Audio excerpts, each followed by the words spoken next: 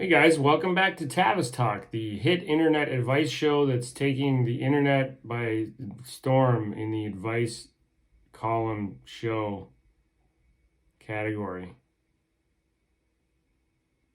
Okay, let's get to the questions. I am a 70-something male who had the unfortunate luck to eject an errant sperm in 1979, and now the product of that little wiggler is a stand-up comedian. How do I face my friends who think my son is a field archaeologist? Regards, John Maplesden. Now, you guys aren't going to believe this, but this letter comes from someone with the exact same name as my dad. And much like the unfortunate kid that this unfunny letter writer is talking about, I too used to be a stand-up comic and an archaeologist before I gave it all up to be one of the internet's premier advice show guys. But unlike this poor kid, I know my dad would never write a letter to me that was so mean-spirited. If you want to see how nice my dad is to me, scroll down my page after this video and check out the video Like Father, Like Son. So in conclusion, I guess I would say your son sounds super cool, and you should try to be more like him, and don't worry about what your friends, if you even have any, think about it.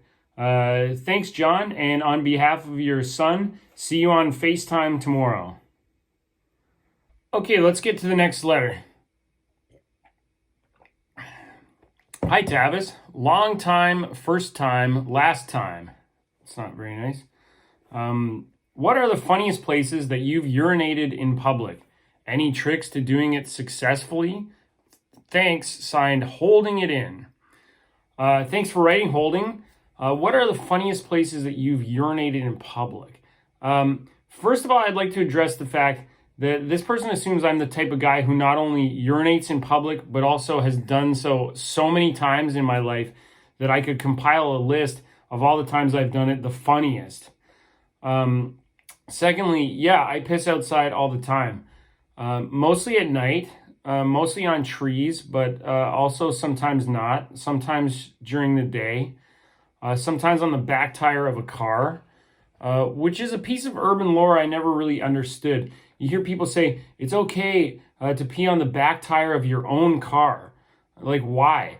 And why not just turn around and not cover your car in your piss? Anyway, look, we're in the middle of a strange time, and I think all bets are off right now, okay? You want to pee outside? Do it. Who's going to stop you? Johnny Law? Johnny Law is busy self-isolating, so as long as you don't piss on the police station itself, I don't think you'll have too much of a problem. Hey, I've just been peeing out the front window of my house, to tell you the truth. You know why? Because why not?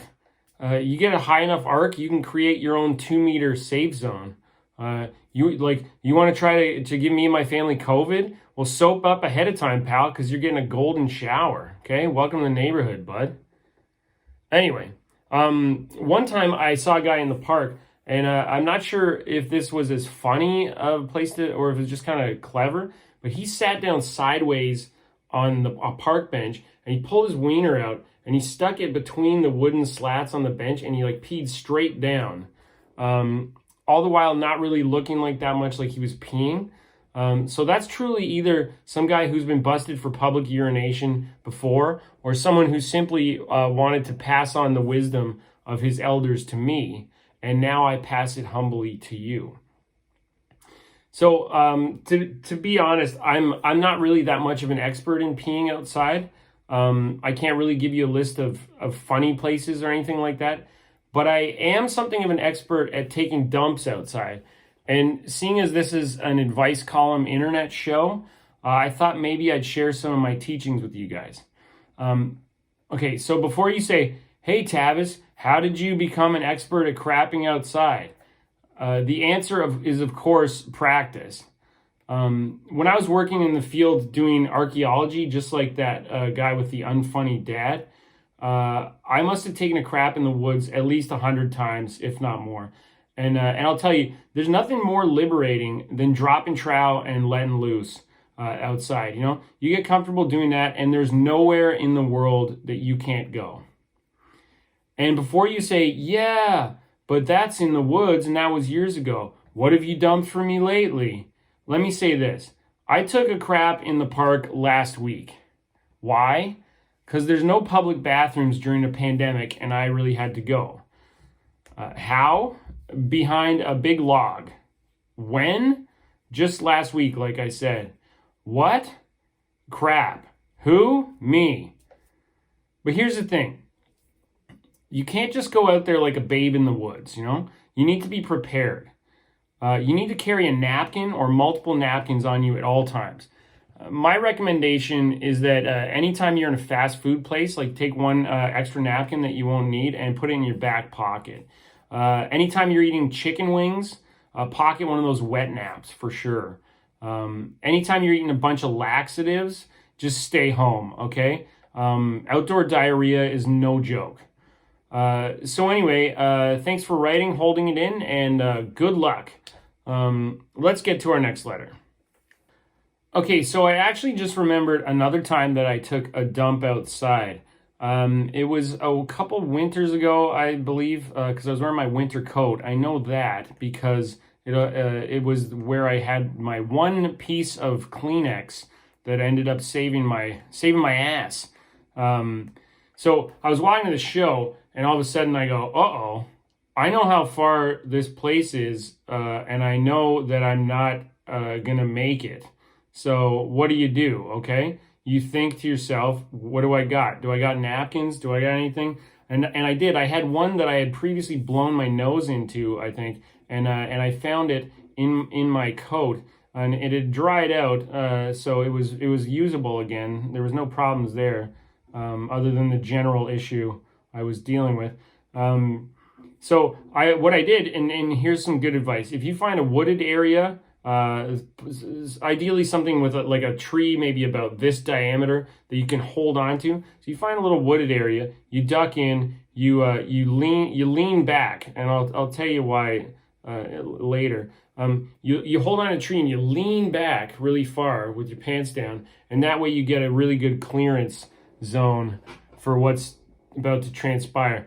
Anyway, so I had to do that, and no one witnessed me. They all they saw is a guy jump out of the bushes, and probably when I didn't attack them or mug them, they were like, "Oh, that's a relief." It was just a guy taking a shit. So yeah, let's go on to our next letter. Okay, so I actually also remembered another time that I took a crap outside, and this one was a bit more of an issue for me. It was early in my days. It was even before I was a practiced outdoor crap guy. I was hanging out at this girl's apartment, and she was a girl I kind of had an eye for back in the day. Oh, she's cute, you know, really nice, really fun hang out with.